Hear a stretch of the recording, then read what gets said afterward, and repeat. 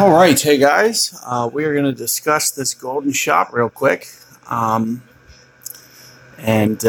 do want to kind of help you guys work through this one. It is going to be a very, very challenging hole. So we're going to probably try to play this two ways. And one is going to include this wood, which we're going to play very much towards max club. So 2 per ring. Virtually pretty spot on. You can go, well, more than anything, you're going to do maybe a slight overplay sometimes than 2 per ring. Just to kind of maybe counter some wind effect. It just depends on the direction of the wind. And here you can see with the wind guide that we have a 5 to 8 mile per hour wind here. So I can't ever look at the wind information, but you can see up in the top there that it says 5 to 8. So that means for a 5 wind, with a 2, we're going to play close to 2.5 rings, and with a cap of about 4 rings. So all your adjustments should be either halfway in between the blue ring or bound by the end of the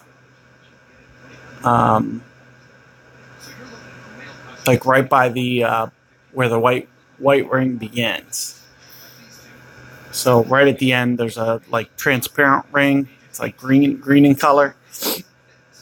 And that'll be where your adjustment ends. And here you can see golden shot driver here. We have about 1.3 per ring, but we're going to play it much closer to, especially into a headwind, maybe 2.2, I'm thinking. I would usually use right around 2.0, give or take 1.9, somewhere in there. But for an isolated case of a headwind that we're going to be using it for, we're probably going to have to tweak that number a little bit. So we are going to do a little bit of an overplay on that. And let's just take a look. For any side wind or tailwind, we're going to try to stick with the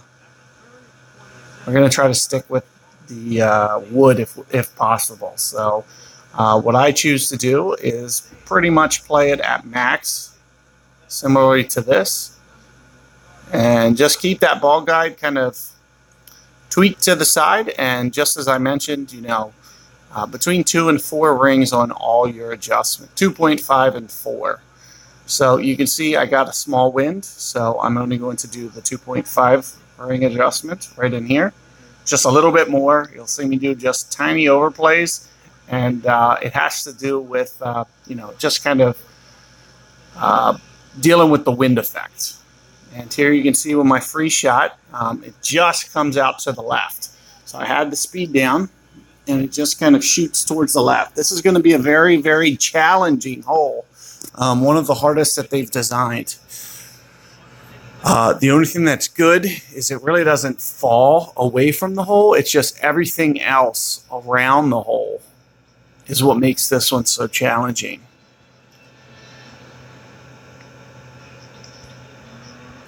And here you can see baby rewards. I'm going to go ahead and do a quick purchase here with a gift card balance from a donor member that I still have a leftover balance for. So it's going to give you guys some free looks here. And, do be careful to, not side spin it too much. So you can see what I'm trying to do is I'm just trying to get it started that direction. And you can see what I'm doing with my guide, because I know that the wind effect is going to end up, plus the ball guide I think runs out maybe just a tad left as well. But, maybe 3.5 rings for a wind like this is what I'm thinking. Maybe 3 and 1/3, somewhere like that. As I mentioned, do keep the ball guide just a little bit short. And, oh no, I'm going to lose that shot. How did that happen? On a perfect ball, no less, too. That is disappointing. So, sorry guys, but this game is being ridiculous. I think it has to do with... Oh, maybe I didn't lose it. That's fortunate. But I did hit perfect ball. I would have rather that happened on a great ball. So from time to time, you will lose that unless they've updated it and fixed it. I've had that issue. I think it has to do with a connection, but I mean, there's no reason I should have dropped. That's what I don't understand. But in any regard, let's try to focus on the shot at hand, try to fix this one. You can see where I'm aiming very similarly. Keep in mind wind effect. So, I'm going to keep it short and on purpose. I'm going to keep it to the left, to the right of the hole, because I know the wind's going to blow it far lefter than what you see. So here you can see coming in very nicely, almost got it to go. So that is going to be an ideal win for you. Anything towards the side, in my opinion, maybe the right to left is going to make it the easiest as well.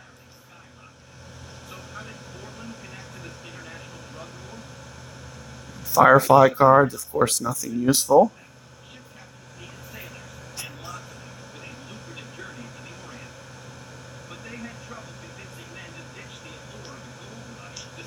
Let me go ahead and take a look at a tailwind. So this is probably going to be our toughest case. So I can still go for this. Also keep in mind that I'm going to up the side spin because of the fact that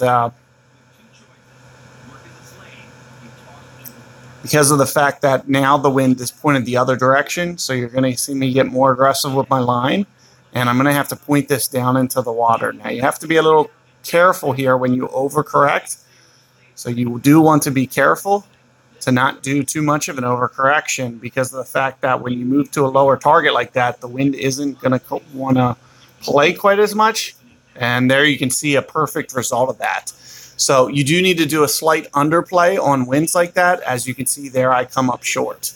So I did account for that. I don't know if you noticed. You can take a look at how much I went into the water there. It was very, very minimal. You can count the rings and kind of see visually that, the third ring I was putting in the fairway, but it just wasn't just quite not enough.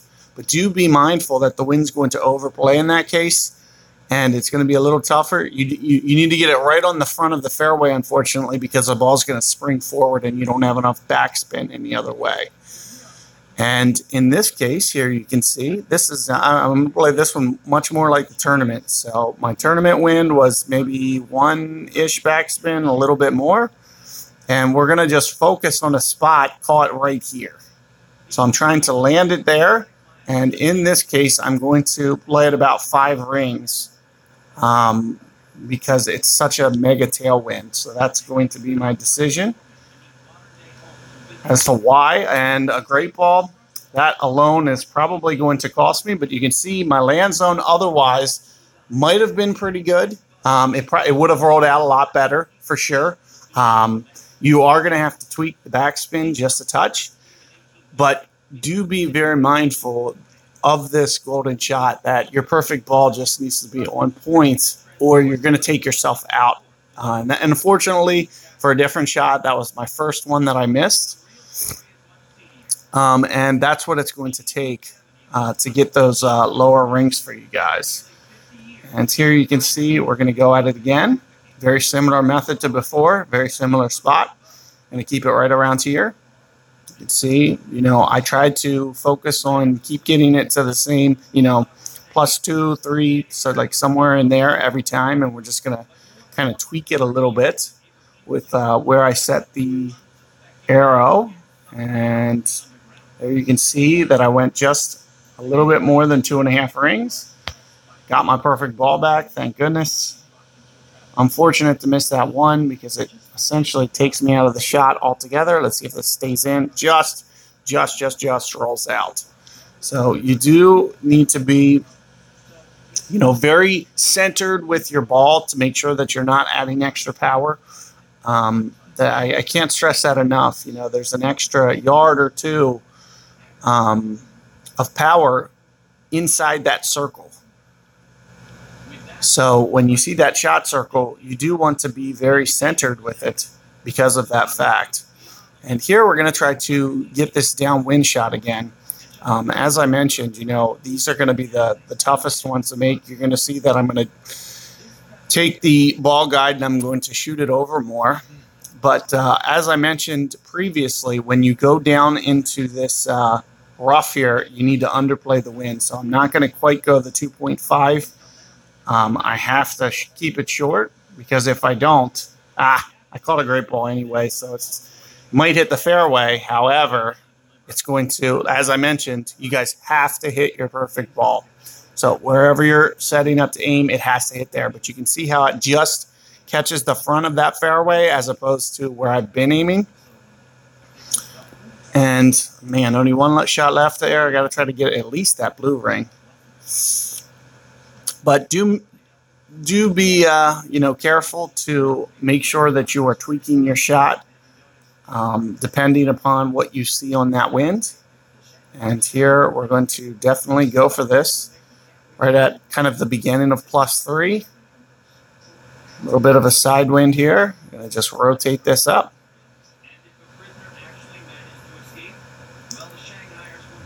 Very close to what we've been doing for our ring adjustment. Perfect ball. And, you know, hopefully you guys can have a little bit more luck than me. I would have liked to have done a little bit better here. Hopefully that one holds. Oh, my goodness. How is that not in? So, you know, I'm not going to be getting too many prizes. I should have had that aqua ring. I almost had that amber on one of the shots. With no guide, it's going to be, you know, a very difficult challenge. I'd really rather have that rough shot, the one that I missed the perfect ball. That's going to be your most reliable, but it's going to require a headwind.